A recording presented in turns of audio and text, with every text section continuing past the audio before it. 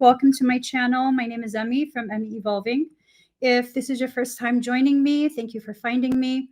If this is not your first time, thank you for coming back. So I asked what this conversation was going to be about, and what I heard is your elevated expansion is imminent. So there's a lot of changes that are coming. These changes should be beneficial. Should. Emphasis on should. Give me 1 second. I just realized I did not get TikTok on my screen. Okay. Oh, TikTok. They're having me do a CAPTCHA of a gluten-filled cookie. All right. Hi, Trevor. Okay. Let me get these cards ready because I need to.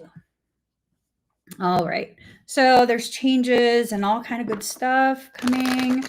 Expansion, elevation, all of that, right? Right.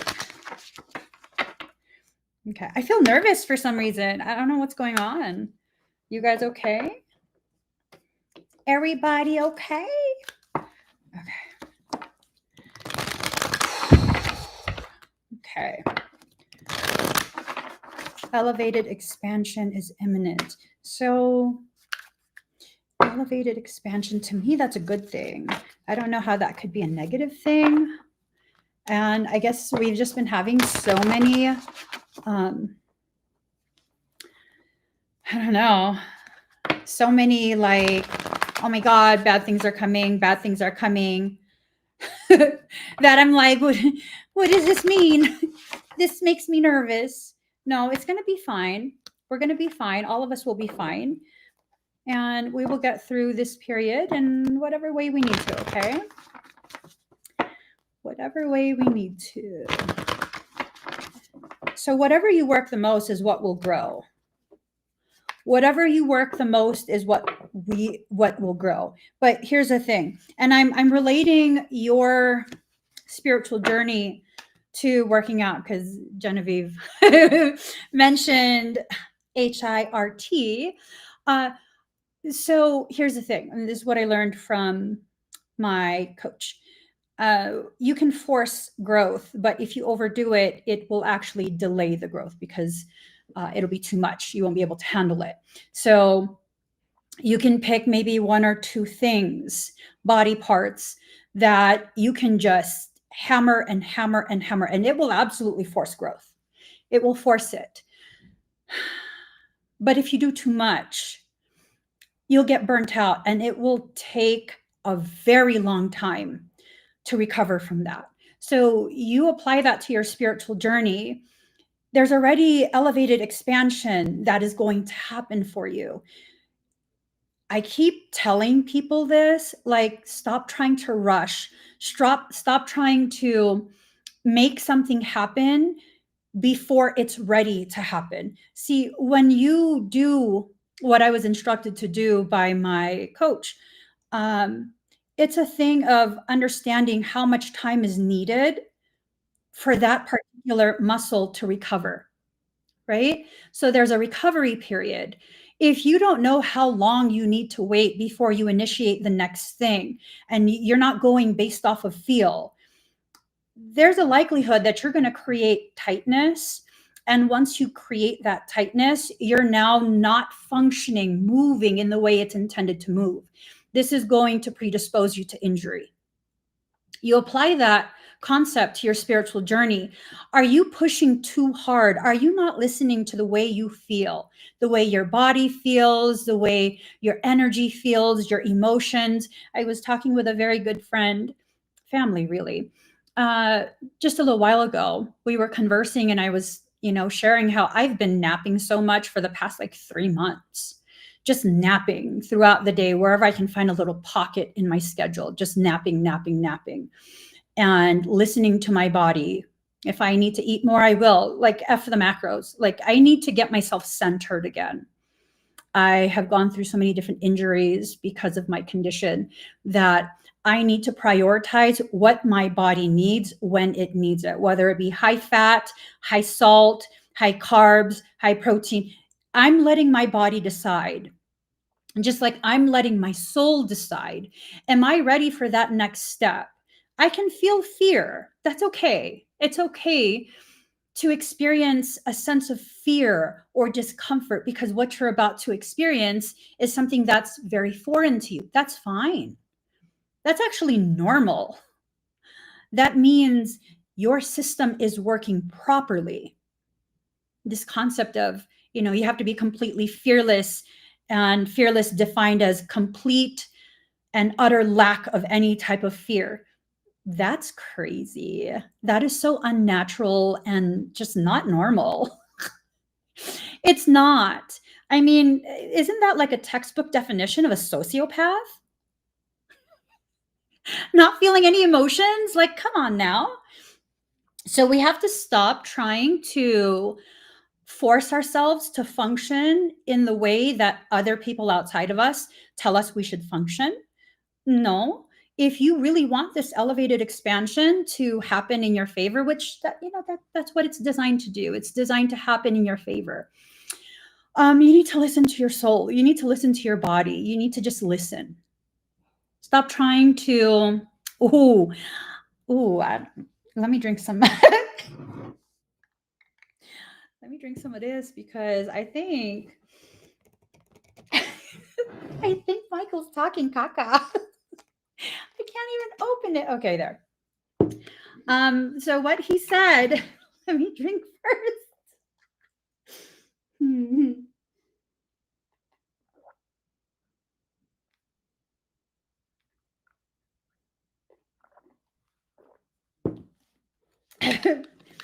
What he said is, the people who are so interested, and I don't know who he's talking about. I have some idea. The people who are so interested in sounding right all the time, in presenting themselves as something that they're not, they're going to have fumble after fumble after fumble. He said it in a much meaner way. I'm not going to be mean about it. So what you need to do is listen, really listen to your soul. If you think you're going to live in absolutes, like all light, no darkness, you're going to do more than fumble. You are. He says, use my drink as an example. So this nastiness right here, people think it's like pina colada or something. It's not. It's nastiness. I have the perfect ratio for my needs of carbohydrate, glucose, and protein. It tastes nasty, but I'll drink it. Why? Because it gives me what I need. The perfect ratio between things that people think is opposing when in reality, a macro is a macro is a macro. It's a unit of energy. How your body will use that unit of energy depends on what ratio you have. So carbs and protein. People villainize carbs so much. Like your brain uses carbs to function. People like, oh, no carbs, no carbs. Carbs makes you fat. No, it doesn't. No, it doesn't. Specific type of food items will definitely get you fat if you don't burn enough calories to use up what you consumed. So we're going to make carbs into darkness, into demons and darkness. Well, no, not demons, just darkness and shadow. And then protein is the light. You can eat as much protein as you want, which I was doing for a period, but I wasn't growing. I wasn't experiencing hypertrophy. Why? Because there's no way for me to get that into the cell, into the material, without the glucose transporting it in. Sometimes when you experience periods of shadow and darkness, questionable things, I'm not saying invite it. I'm not saying welcome it. I'm not saying enjoy it. I'm saying it serves a purpose. I'm very limited as to what carbs I can eat because I'm a bubble girl. I literally can't eat most of the food that y'all eat. So what do I need to do? I need to find something that is suitable for me and my needs. And I figured out that specific carb that I use is very easy for my body to break it down. I mean, it's already mashed up. It doesn't have to go through mechanical digestion. It's already mashed up. So I use that with the appropriate ratio of proteins, and I can grow rather fast, especially for someone my age. Why? Because I finally figured out what it is my body needs. Do I always give my body what it needs? Not always. Sometimes I don't feel like it. But here's the thing, and this is how I get myself to kind of stay in compliance with what it is I've set out to do, whether it's body, modification, manipulation, however you want to call it, or my spiritual journey. If I'm going to do the work, why am I not going to give myself what I need to build after I do the work? The whole point of lifting heavy is to give my muscles the time under tension while being optimally stretched to create the micro tears that then I provide the building blocks within a specific window for my body to rebuild, experiencing hypertrophy. That's how you grow. So if you're going to choose to allow yourself to go through the things that you're going through, which you really have no choice, I'm sorry. Sovereign free will applies to the soul, not to the human. We have to get that very clear. Sovereign free will applies to the soul, not the human. The human gets some leeway in regards to how you will experience what your soul has determined is a necessary experience.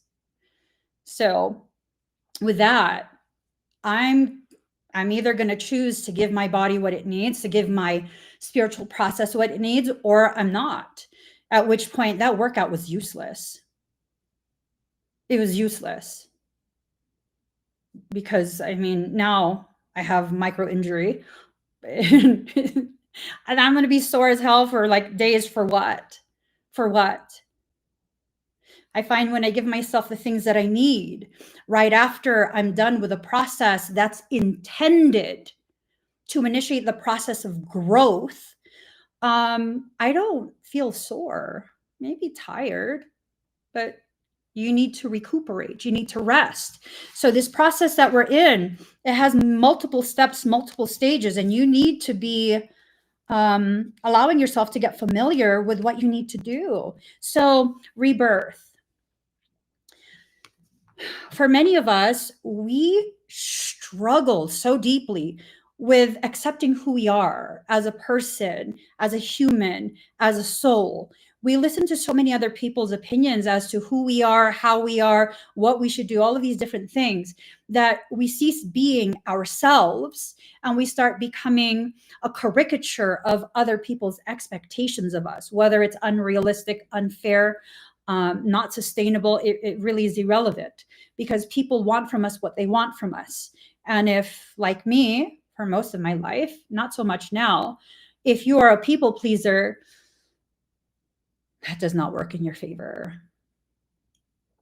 Because the people you're trying to appease are people who really, there's not enough that you can do. There's not enough that you can give. They always want more. They always want more. That's not okay. That's not okay.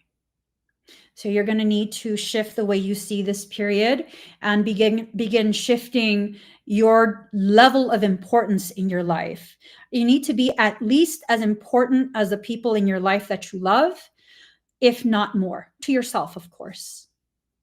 And I know that's a very radical concept, that you should be at least as important as the most important people in your life, if not more important, because, you know, we have these armchair folks who will say, like, oh my gosh, she's teaching you guys to be selfish.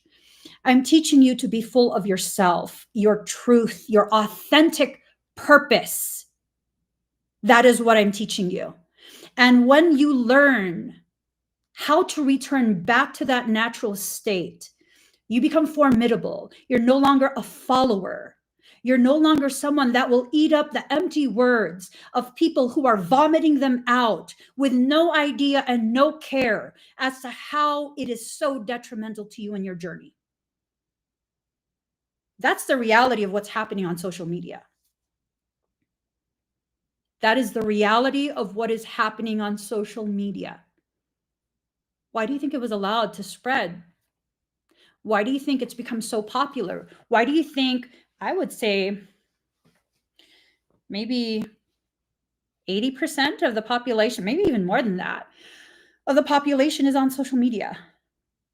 I mean, I have relatives in the Philippines that live in shacks. They don't eat every day, but I bet you they have a cell phone and enough data loaded onto their phone to be able to access social media. It's an addiction. And yeah, I look like some type of hypocrite because my work is 100% based on social media. Am I a hypocrite, or is my soul efficient and effective? Why would I use a newspaper if the mass of people I need to reach is on social media? Common sense. Common sense. So you're needing to rebirth yourself. What that means, the rebirthing of you, it means you need to revert back to who you were before you were convinced to be something else. It's not a secret. What's happening right now is not a secret. We're all needing to allow ourselves to get to a point where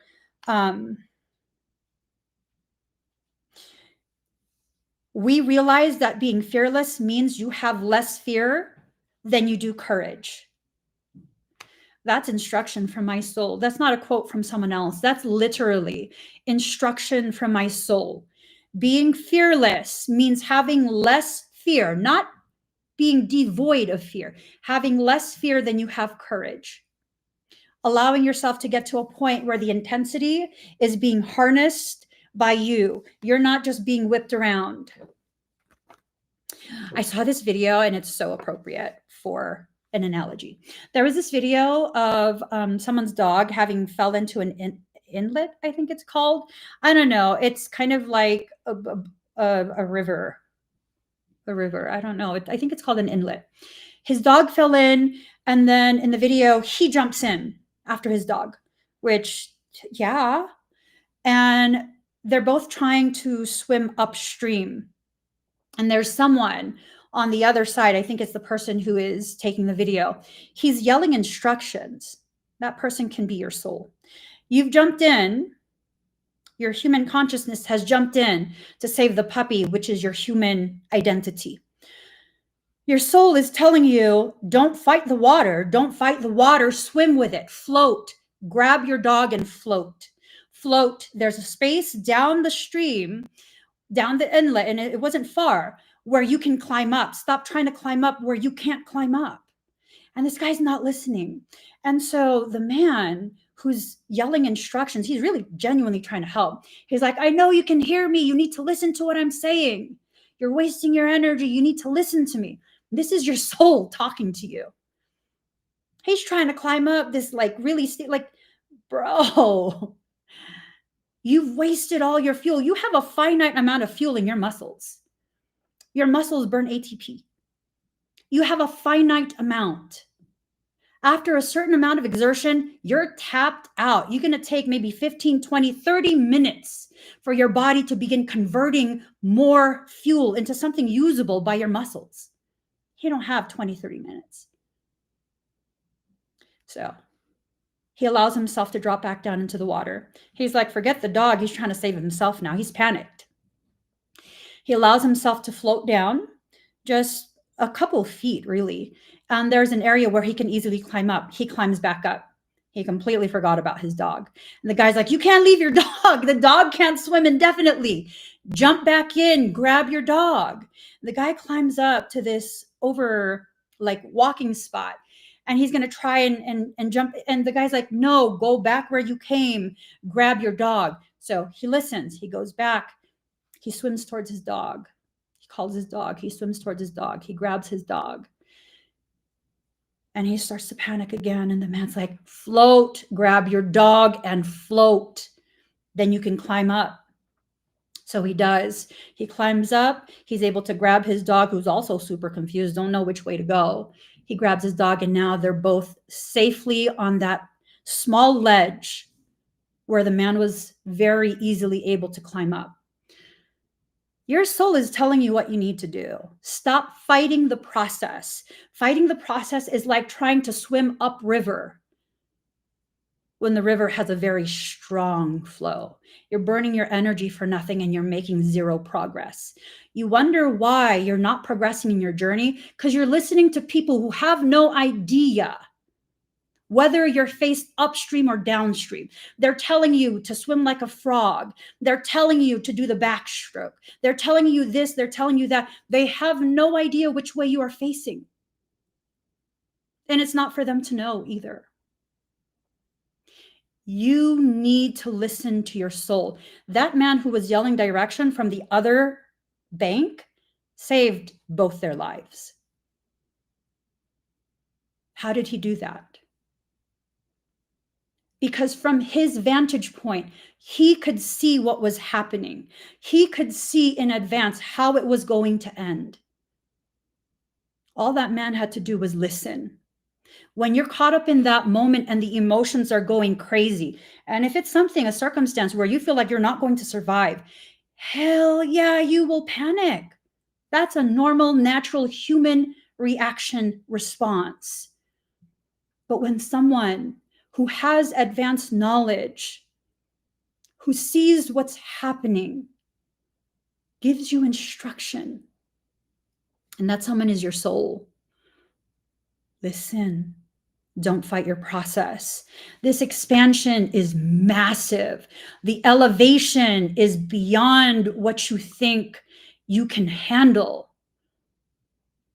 But you're that man that's jumped into the inlet, afraid he's about to drown with his dog. All you have to do is listen. Your soul will guide you out of it. Never fight your process. You can pause and you can ask your soul to confirm. You can give yourself a moment to feel the fear. But I don't know. I don't know. You know, I think it's definitely something that once you allow yourself to see, like truly see, your soul has your best interest at heart. I think your ability to trust your soul will return. You're so willing to trust people outside of your journey, people who have no idea which way you are facing, but you won't trust your soul.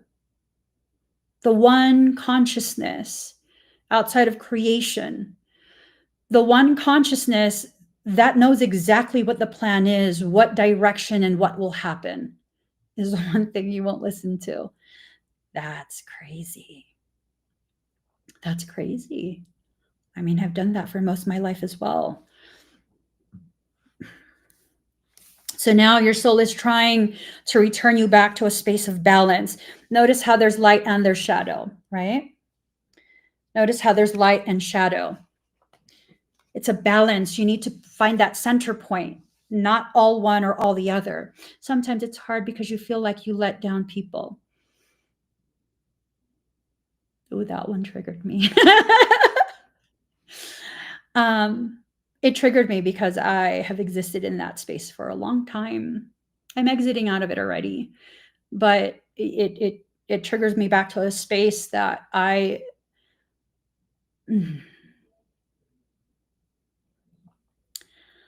had to learn the hard way.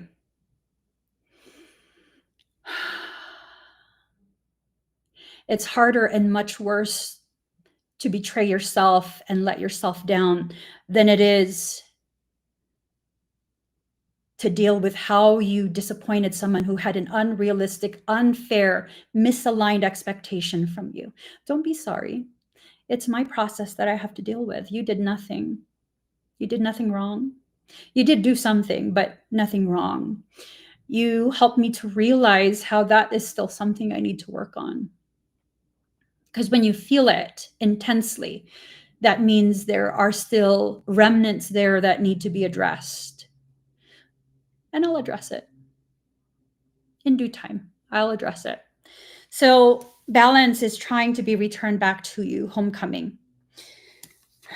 Not only is balance trying to be returned to you, your soul is asking you to please banish the people, the circumstance, the environments, the thoughts even that keep dragging you back to that same space of self-sabotage, self-abnegation. When you do that, when you enter there, you give up your power. When you reject parts of yourself, you create a void within your auric field, and it's in that void specifically that you then begin to experience opportunities for malignancies to enter your field and occupy your space. People often ask me, like, how did I get this parasite? Well, what part of you did you reject? No, I love myself. Oh, really? You feel comfortable being yourself in front of everyone? Well, no, not everyone will, allow me to be myself. Okay, so then you don't fully love yourself. That's what it means. Do you need to fully love yourself to be worthy of love? No. But if you don't fully love yourself, then yes, there will be opportunities for malignancies to occupy your field. And because you're so busy rejecting that part of you, you're not paying attention to what slithers into that void that's created because you rejected this aspect of yourself. It's very simple. It's very, very simple. Why is it so difficult to breach my space? I'm not saying it's impossible. I'm saying it's difficult. Why? Because I embrace every aspect of myself that I'm aware of. And that's the crucial point. I have to be aware of it to be able to embrace it. And sometimes you have to go through hardship, difficulty, to become aware of that aspect of you that you have quieted down, that you have partitioned and pushed away. That's why you go through the things you go through. It's all stacked in your favor. All these things that you experience and you feel like, oh, I'm being punished. Oh, it's my karma. Karma is not about punishment. It never has been. It's about learning. So you unpause that miasmic distortion. That frozen light code was unpaused. It was thought out. Now you have to finish learning whatever that lesson was trying to teach you in a previous time and space. Learn it and it's done. It's literally that simple. You learn what your soul wanted you to learn and then it's done. It can't be that simple, but it is. Well, then why is it so hard? Because you made it hard. And it's not about blame, it's about accountability. When you begin to understand that you complicate things for yourself, then you can begin realizing you can make it very easy for yourself. Very, very easy. One of the ways I used to complicate my journey, I used to tell myself, used to tell my soul, you could be wrong. I need to see first. I need proof. Proof of what? That my soul is not lying to me? Why would my soul lie to me? Why would it lie to me? And when I would do that and I would fight the process, I would create circumstance that was much more complicated than the simple task my soul set me out to do. Nowadays, I do still mouth off to soul. It's part of my character. But when my soul has Michaela over here ask me, is that your final decision? You best believe I'm like, I'm just joking. What did you want me to do? How much time do I have to do it? I will do it. Whatever my soul, no one else, no spiritual guides, no guardians, no spiritual team, no ascended master, no fucking aliens. None of that gets to tell me what to do. Michael is simply playing telephone between myself and my soul. You think Michael tells me what to do? Stop. You're being so funny right now. Stop. Michael doesn't tell me what to do. He knows better. And some people might be like, oh my God, I can't believe you're speaking about an archangel like that. Is Michael your God? Did Michael create you? Michael's not even offended right now. He's here, genuflexed, hand over chest, head bowed down. He knows I'm speaking the truth. When you allow things to be placed before your relationship with your soul, you open yourself up to the melty faces. These are the mimics. The mimics. Yeah. These are demonics who have learned to copy whatever it is you're willing to worship. I see people, like, I don't know who these people are. Sometimes I'll come across videos on my FYP on TikTok. One person that comes to mind, I don't even remember what she looks like, and I definitely don't remember her profile name, but several times she's come on my FYP and it's cracked me the fuck up. Why? Because she's talking about how Michael does feng shui. I'm just like, Michael, Mika, you do feng shui? And he's like, and then I'll come across people who will be like, Michael is giving me a message for all of you, my children of the earth. I'm like, you don't even, which Michael are you talking to? What's his last name? Because that's not how the Michael I know talks. He's cracking don't laugh. He's cracking up. It's not funny. I'm being serious. If you place anything above your relationship with your soul, that's a recipe for you to be accessed, exploited, and manipulated by demonic things. It is. I'm not saying listen to me. I'm giving you awareness that you can choose to either explore or reject. Okay. So the map maker of destiny, authentic purpose, inspiration, and free will. This is part of what's being expanded, exponentially expanded. Your authentic purpose, your inspiration, and your free will.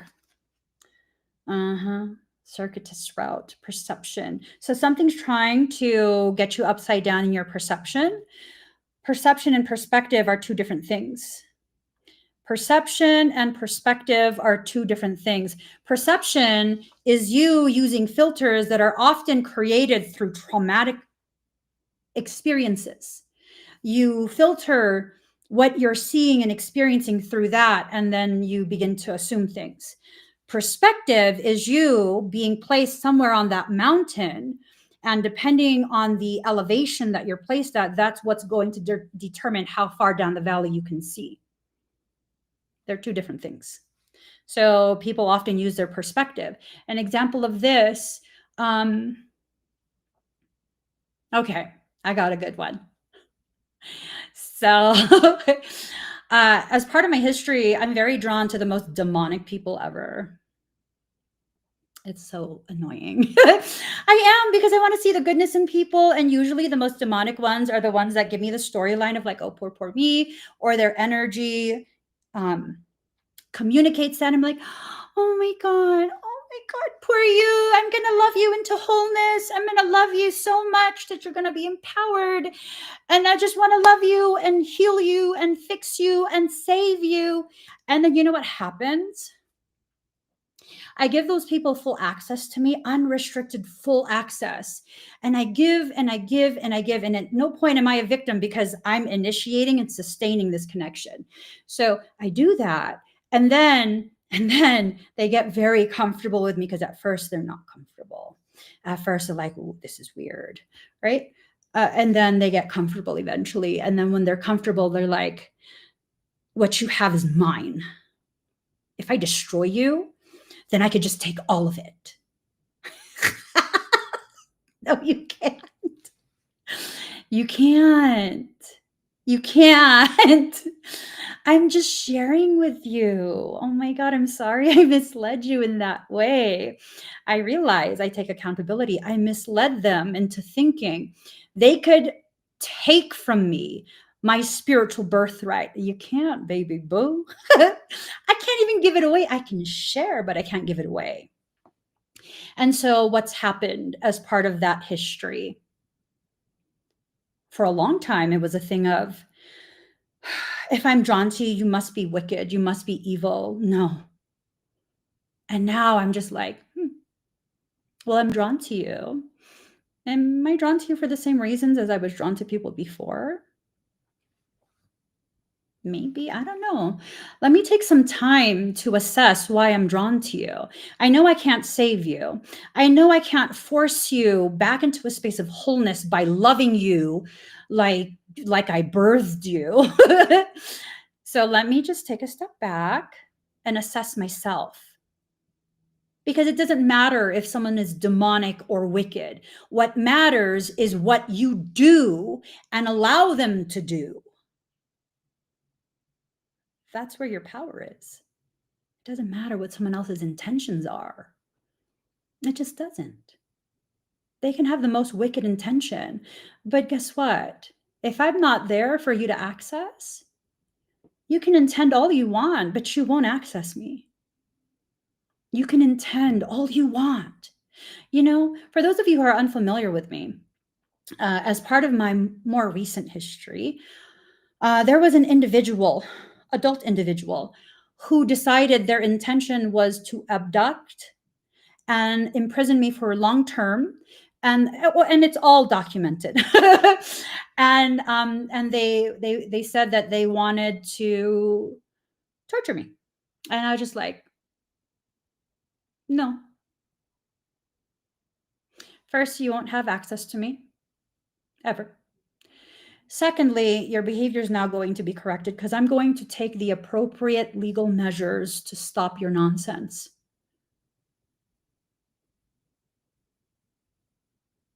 And that's that. That's that. That is that. There's no, oh, but what if, oh, what? No, nope. I no longer allow access to me by people who are trying to exploit, who are trying to create some type of harm for me. Like, no. And I don't have to be apologetic. I don't have to feel guilty. That's an extreme example.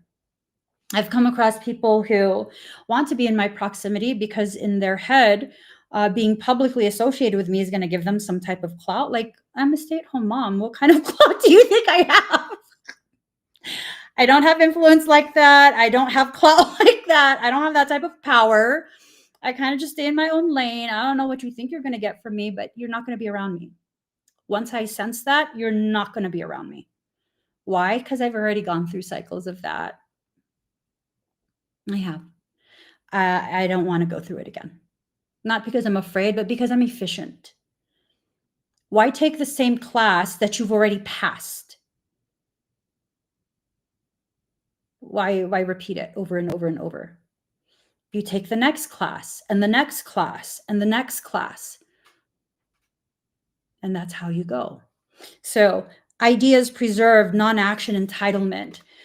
For some of you, this process is going to be initiated because of your proximity to someone who feels entitled to you.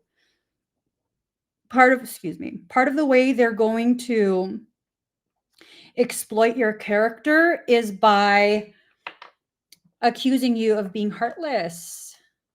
They want something from you and you're not going to give it. Not because I told you not to give it, but because you're finally realizing this person doesn't have good intentions towards me, which doesn't mean they're a bad person. They're just not good for you. And you're going to choose the appropriate action for that. You're going to pause and then you're going to decide. Optimism and aggression, seemingly opposing emotions, but they're not. They're on the same plane. So what is it? You have to focus your fire You have to focus your passion. You have to allow your passion to be reignited. Look.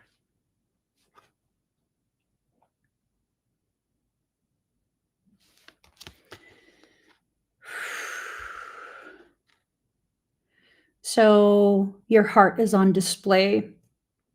They don't realize how formidable you are, because look, his chest is uncovered, right? They don't realize how formidable you are. They about to know. I think there's someone that you need to correct. Their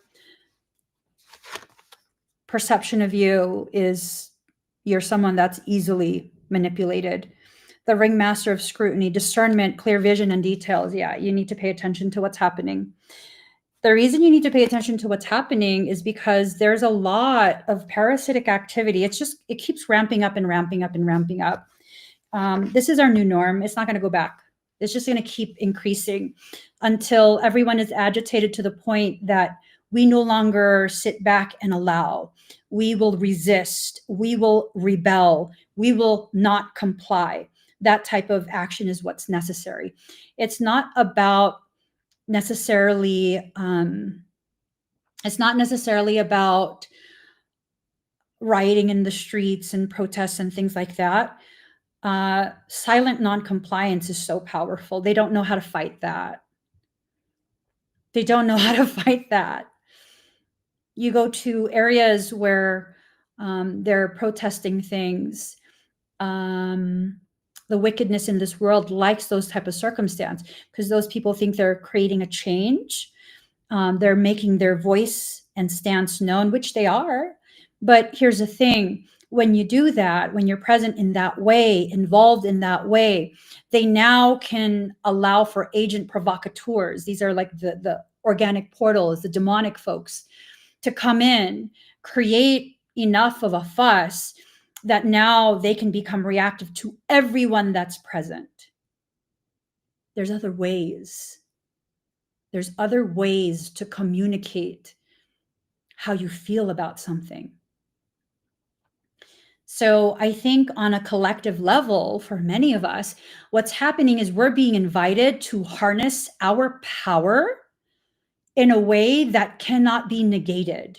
And it's not in a human way. It's about where you put your focus, where you put your attention, who you listen to, what you support, all of these things you pay for with energy, with your potential.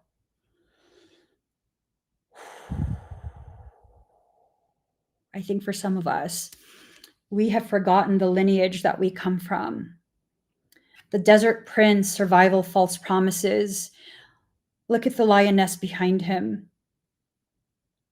Humans are some of the weakest creatures on earth. We don't have the fur to protect us from inclement weather. We don't have the fangs or the claws. We need tools.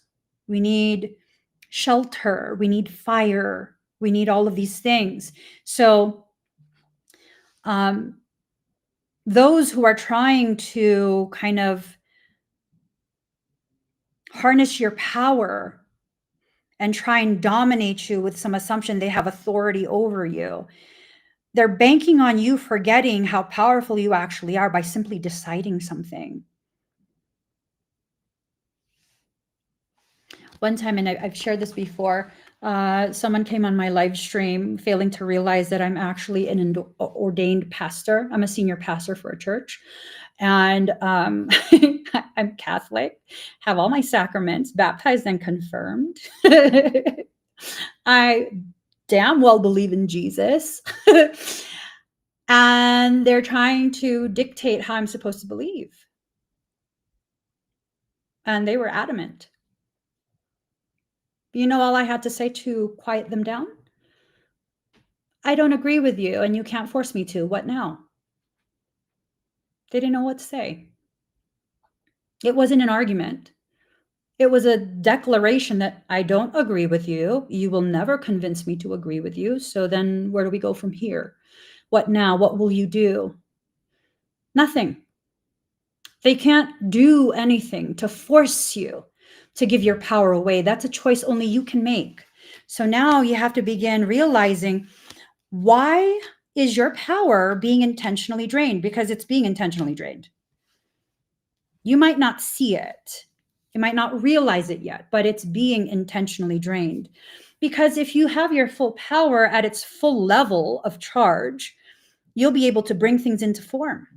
You'll be able to begin manifesting powerfully, efficiently. I should do a manifestation and abundance amplification meditation for you guys. I should do that. Because everything is lining up. I think starting tomorrow, there's something about Jupiter being exalted. I don't know what any of this means. It sounds like I do. I don't. I'm astro illiterate. But I did come across a video yesterday, and I think it was intentionally brought across my path. It was something about Jupiter and Cancer, Jupiter exalted, and pathways being fully dilated, and abundance, and all of these very lovely, very powerful things. And for me, I actually have Cancer in a prominent placement.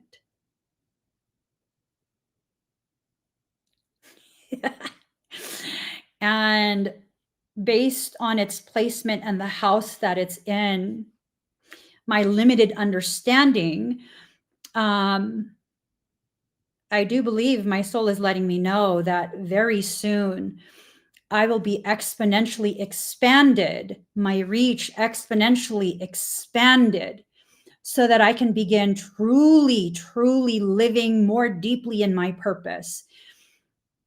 I'm meant to be a public speaker.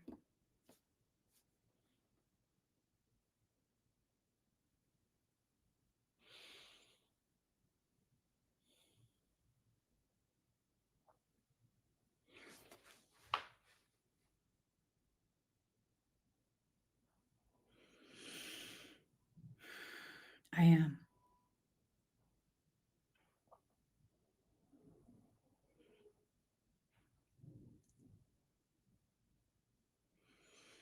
Mm.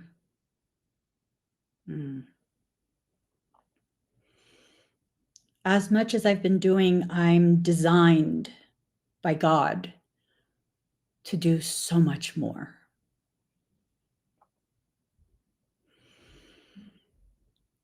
And no, it doesn't mean that I'm more loved or chosen. It means I made a promise and I have to fulfill that promise. I know, Wolf Skull Splitter. And you saw me cover my mouth real quick. Like this childish belief that if I don't say it out loud, then I don't have to be that. Oh, thank you, Z. That I don't have to be what it is I'm designed to be. But I am. I'm designed to be that. That's what I'm for.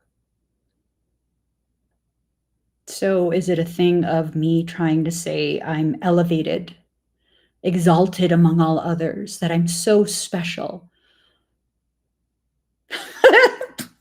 What? No. It means I'm designed to function in a way that only I can function. And I don't get to call in sick. I don't get to play hooky.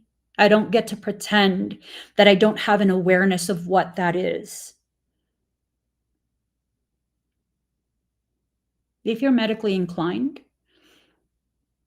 and you're designed to excel at, say, surgery, I mean, are you going to be a librarian? Is a librarian less than? Well, it depends on what the person in front of you is seeking. If they're seeking information regarding books, then being a surgeon is not more important. Now, if someone has a medical issue that can only be resolved through surgery, then yeah, your skill set is more important than a librarian's in that moment. You see, it's just in that moment. It's not your value for the rest of your life. So whatever your skill set is, those are the environments that your soul will place you in. Let that sink in.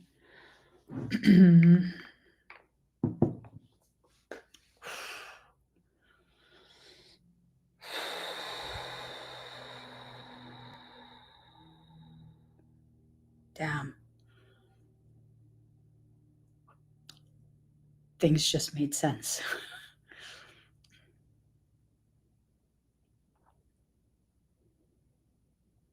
My skill set is not just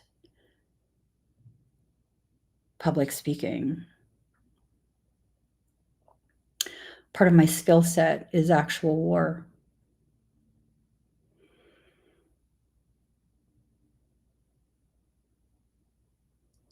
So now I can stop wondering why there's always demonic things in proximity to me, whether it's people with demonic issues or full-on demons trying to enter. It's just nonstop. I don't really care. Doesn't bother me none. And now I know why.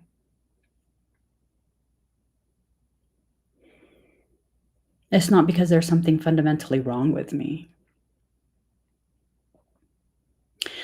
Think of the situations that you're consistently placed in.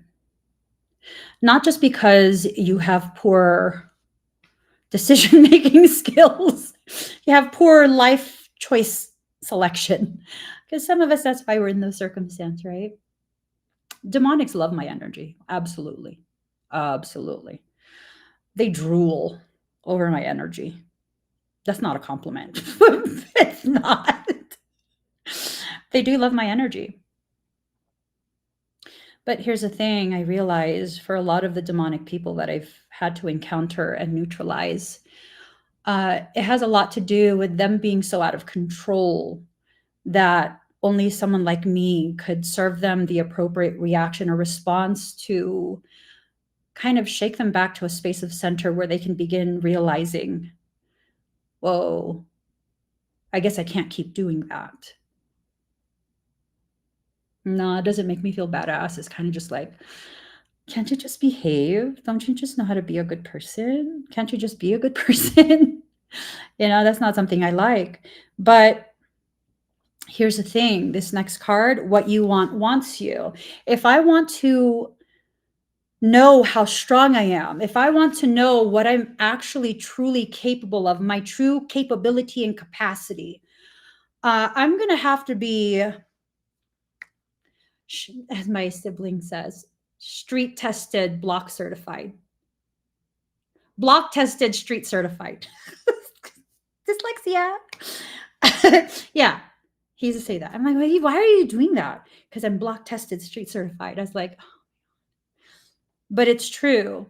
If I want to know how strong I am, then I have to be challenged in such a way that gives me no other option but to exercise my power. Because I'm very, very comfortable with effacing myself.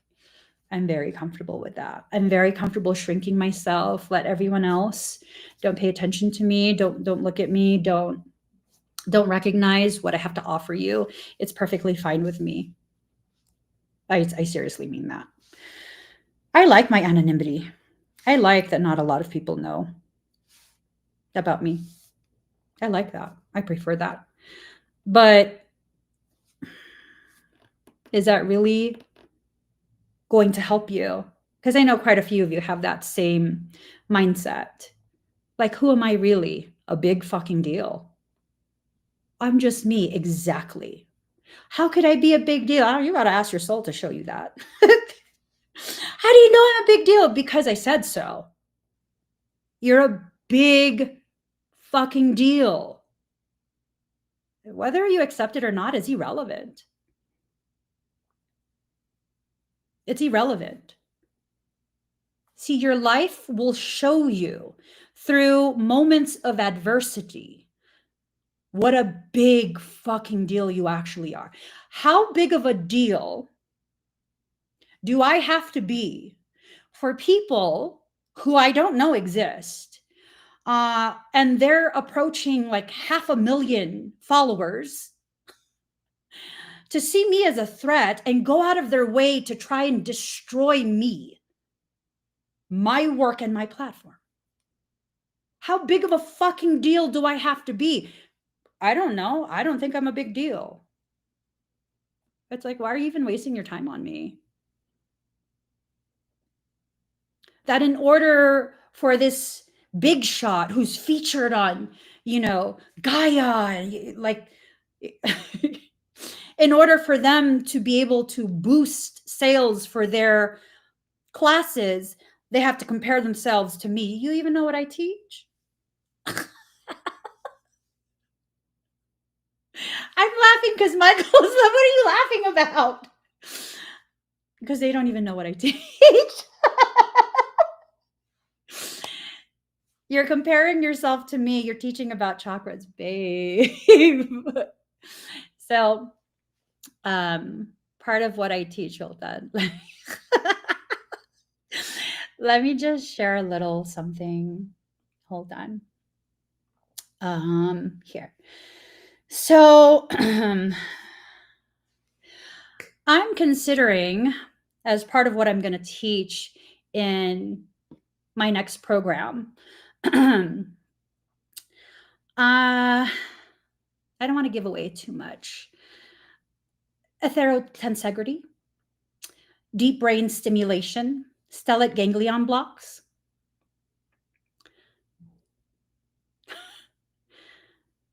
I'm going to teach my students how to eliminate pain for complex neurological cases.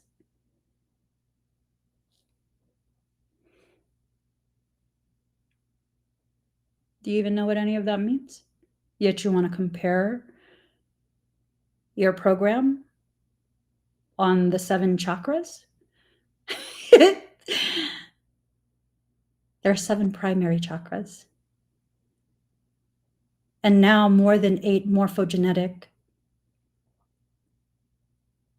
Even with that subject matter, you really shouldn't compare yourself to me, because once I begin speaking about the true gravity of the work that I do and what I actually teach,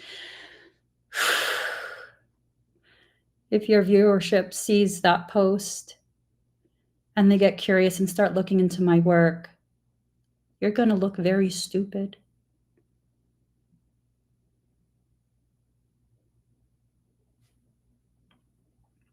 How big of a deal do you have to be that someone you don't even know exists makes it a point to try and attack you for what? To sell course content on a sliding scale because you don't even truly value what you teach. You're just trying to get people at whatever price point they're willing to pay. Ain't that some shit?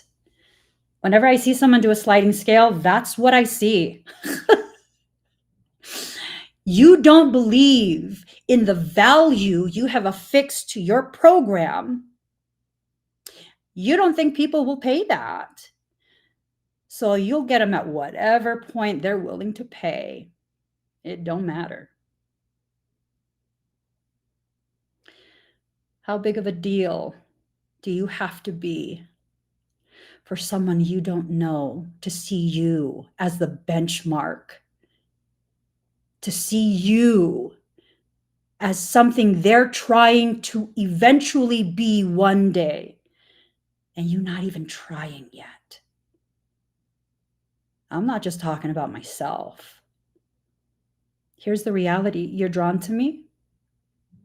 You consistently join when I'm live. You consistently look for my videos. That means we reverberate. There's a resonance between us. That means you are just like me and I am just like you. And when I say things and it makes you feel some type of way, it's because you were trying to find a way to understand that specific thing. And because I've already gone through it, I'm able to verbalize what you couldn't find the words to explain to yourself yet. That's the only difference. I went through it slightly ahead of you. What, because I'm more special than you? No. So that when it's time for you to go through it, I'll be like, oh, by the way, no. I went through that too. Don't worry, it's going to be fine. It's going to be fine. I went through that. Don't worry. I'm telling you. So these are some of the things that might happen.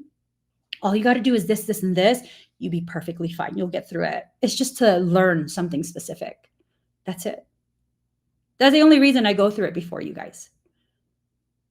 To give me enough time to process. Because remember, I have the gift of gab, right? I can speak on things at a depth that really opens your eyes to what you're going through. And that's why I have to go through it before you. So that I can process and understand and then speak on it at a depth that can help you open your eyes to what you're going through. It's not punishment. It's not. It's not punishment in any way, shape, or form. You're not following your rhythm. And if you don't follow your rhythm, you're going to keep bumping your head. You're going to keep having these things that are happening to you and you don't know why. And it keeps repeating and repeating and repeating. Your soul wants you to get through that lesson. That's why it keeps repeating it over and over and over. Pause. Disengage that emotion just for a moment. What are you actually seeing happening? Are you on more than one platform right now? Yes, I'm actually on 9 or 10 platforms right now. Yeah. So there's TikTok, and then this one is a broadcaster app, and I think it does 10 platforms. Yeah. So multiple platforms on Facebook. I'm on YouTube, Twitch, I think Twitter, Instagram, Rumble. This is a lot. It's a lot. I don't know. I don't know. Dream a beautiful dream. So these dreams that you have, they're actually reminders from your soul of what you're supposed to accomplish. And it's supposed to inspire you to kind of keep on the same path that your soul is asking you to remain on. It's just reminders. So there's one vision that I was shown quite a few years ago. It hasn't changed. Thank you, Lindsay. It hasn't changed. And it's this vision of me walking through this massive palatial compound. It's gorgeous. And I think it was just custom built, or it's already built and we are customizing it to my taste. I know who the realtor is that's going to sell this to me. And I know the electrician that's going to fix I didn't like the can lights. I was like, find another solution. Just no can lights. I don't like that. I know the electrician. I know that continuing on the same path, that's going to be mine. Is that my goal? No. But I just know that's going to be mine. And the reason I'm bringing this up is because the realtor and the electrician, I know them both personally. And I've seen how their journey plays out. And they've had their own visions of certain things, and it aligns with the visions that I have and have eventually shared. So if it's that accurate for that specific thing, it's just a property. I mean, I'm not going to live there full time. It's gorgeous. It's near the water and everything. The windows are I love it. I love it. I was just like, oh my God, the windows, I can see the ocean. Yeah. So then that means all the other visions that I have that carry the same resonance, those are all also reminders. Reminders that I'm on the right track. If the vision doesn't change, you are on that right track. You are still on the path that takes you straight to there. And I've had visions of people who were once super close to me, and they're no longer part of the vision. It's gone. I don't see it anymore. Why? They chose a different path. One that diverges from my own, which that's okay. I'm going to miss them, but that's okay. What do you feel? What do you feel? You have to allow yourself to be able to feel things to know what your soul is communicating to you. You don't want to feel things because you don't trust yourself. You need to trust yourself. Everything in creation is conspiring for your success. That's what Michaela once told me. Even the demons, they don't know it, but their access to you often will serve as a catalyst for a very specific process. Usually, ascension mechanics are involved in that. It's a very specific process and it triggers you in such a way, and then you continue down the path. I have told quite a few people who couldn't understand why they were going through the things they were going through, often difficulties. Whatever you refuse to learn in the classroom of light, your soul will invite tutors of darkness to teach you. I don't mean teaching you black magic. Black magic is magic, but the practitioner's heart has turned black, has turned wicked, tainted. That's black magic. It could be any form. So if you're not going to learn what your soul is trying to teach you in a very compassionate way, then you will face adversity. I mean, you got to learn what you have to learn.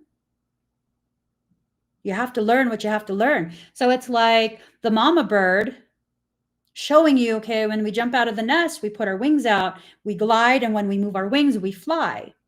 And the baby bird doesn't want to learn this, and eventually the mama bird will shove that baby bird out the nest. Why? Because it's mean, it's sick of the baby? No. Because that mama bird has an obligation to its child to help it learn a very necessary life skill. That's what your soul is trying to do for you. Ooh. Oh. Okay. That's okay. That's okay. Okay, so fire cleanse. Things are about to get real hot. Real hot. Oh my God. You guys remember how I said a few weeks ago that there are two who are like on social media, these two, and they were like, I guess maybe friends or something. And then there's some shit that's going to be happening and they're going to be like going at it. And then everyone's going to be like, oh my God, what's happening? Oh my God, the drama. I figured out who it was about. Do you guys want to know? And I gotta get going in a few minutes. Do you guys want to know who it's about? Hi, Auntie Daisy. Trump and Musk. Oh, shit. Oh.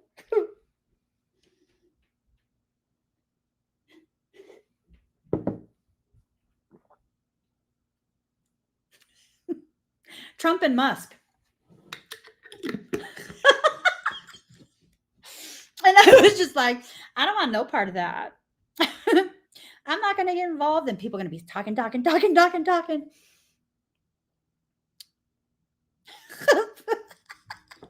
It's going to get far worse with those two. It's going to get far worse. Ooh, I don't care. That's neither here nor there. We all need to just stay out of it. They're having a lover's spat. They're having what I assume is a lover's spat. Just leave it alone. Leave it alone. So, shadow work and fire cleanser. Things are about to get real hot, like real hot. There's about to be a full-on inferno. And you need to be very careful. Sorry, shadow work. You need to be very careful about people who are upside down in their shadow work. I don't know if there's already someone in your life who's upside down in their shadow work.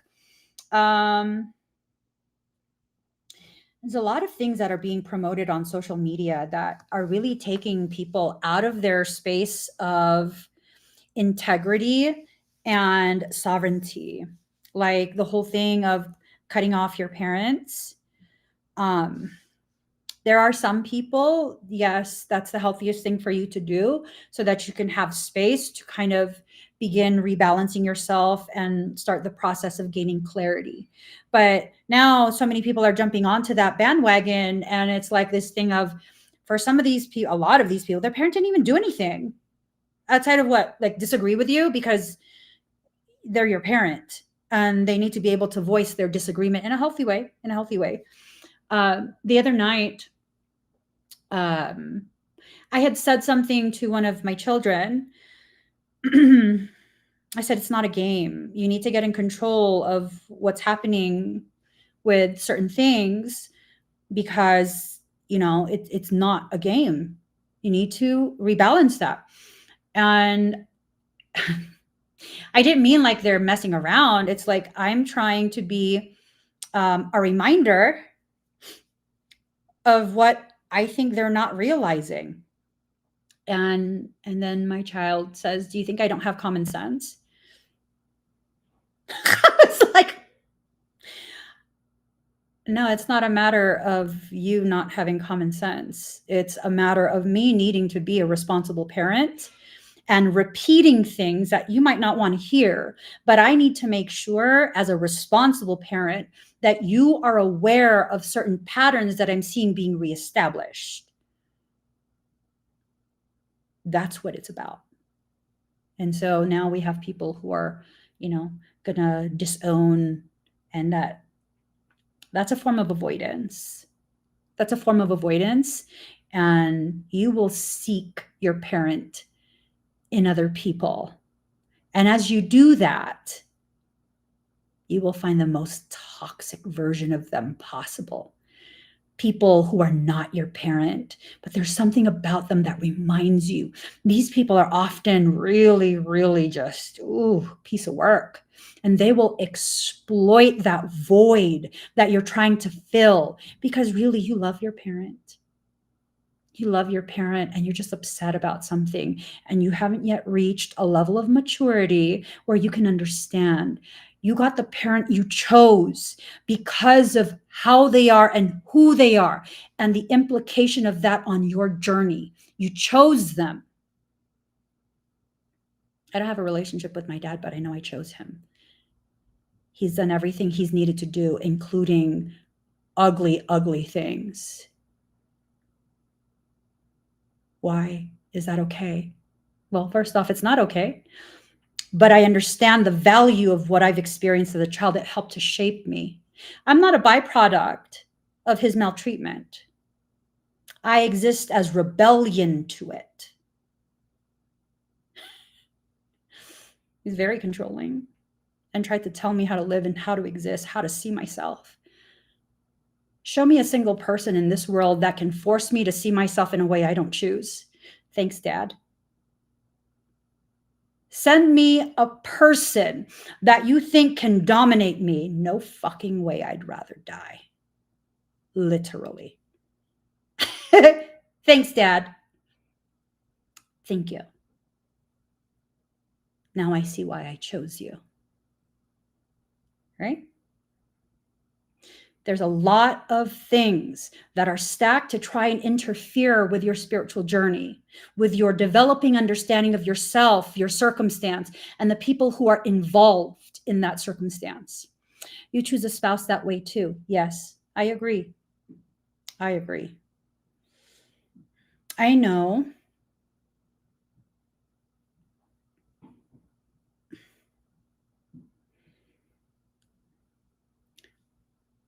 I know why I chose my husband to be my husband in this life.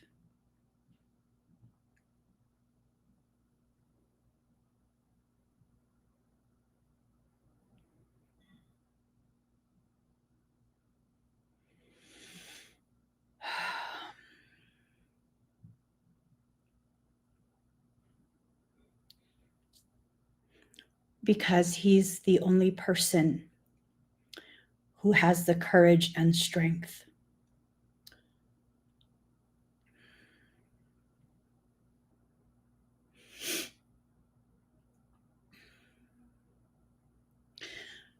to love me in the times where I'm the least worthy of love.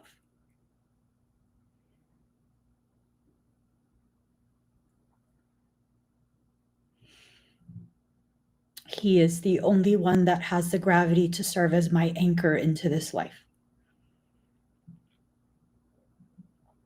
That doesn't mean it's perfect in the definition of perfect. That means the two of us together are perfectly flawed, just enough to fit like a glove. You can't attached to surfaces that are polished. They need to be roughed up a little bit. They need to have some degree of texture so that when you glue them together, they'll stick long term.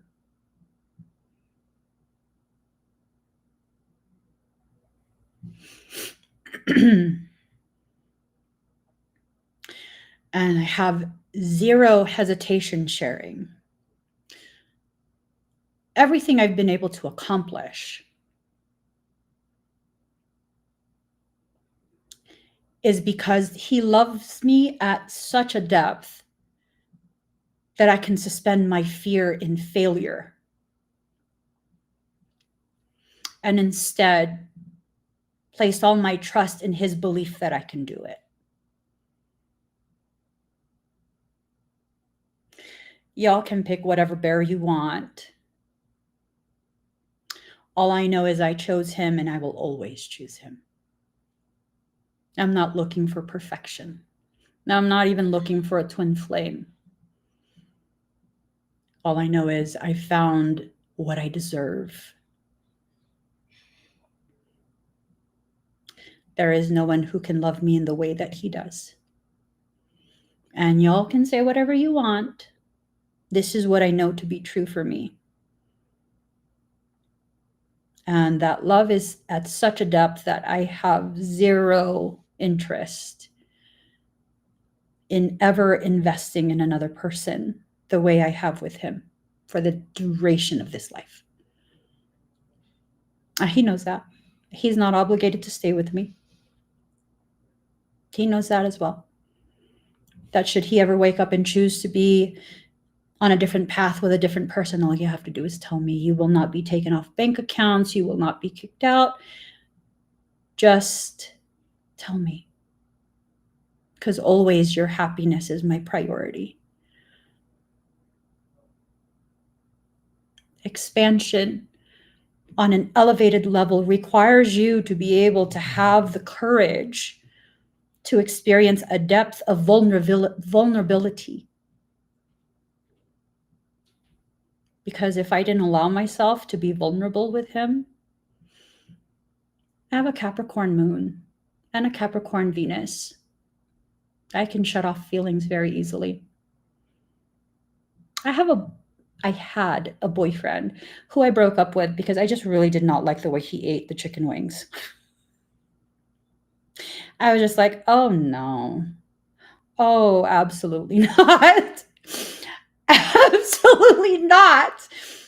I cannot be with this for the rest of my life. Oh, and you touch my straw. Oh, hell, motherfucking no. Take me home. I need to go. I'm not even joking. All my other relationships lasted like 3 months. And I don't have very many relationships. It's true. No, he wasn't a double dipper, but he was just like, and his fingers were super long. So he was like, I was like, oh, no. What are you doing? It's not corn on the cob.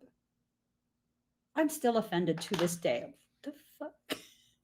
And then when he dipped it in the sauce, it wasn't just like dip and then eat. It was dip, dip, dip, dip. The fuck is this? Is sauce the Carabao? I was just, and then you're eating like, and then you have all the sauce on one hand. No, stop.